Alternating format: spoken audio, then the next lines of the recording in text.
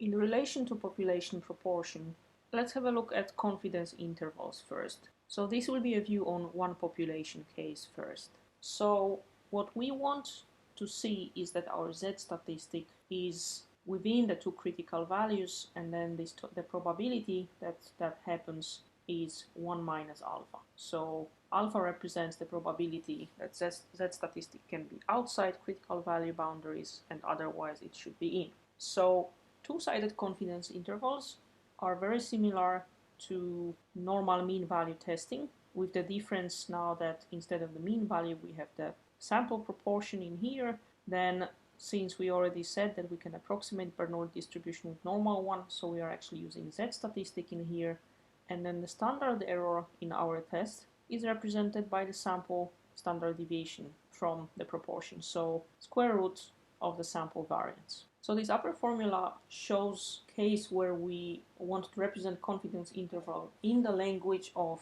the proportion already, but if you want to use, instead of the proportion, rather the number of successes and the total population size, then the lower formula does that.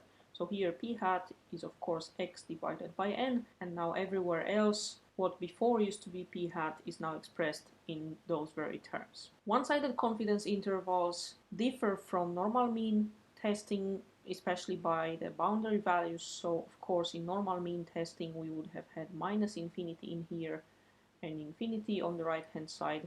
Now we have 0 and 1 because we know that the proportion can only fall within that range between 0 and 1. And otherwise, again, this formula is the same, so it's the sample proportion plus, now it's at alpha, not alpha over 2, because it's one-sided case, so all the weight of alpha is just on one side, and again the standard error, which is just square root of sample variance. So all four are just respective expressions for left and right hand side, whether we want to use p hat, so the proportion in the formula, or the success rate and the population size.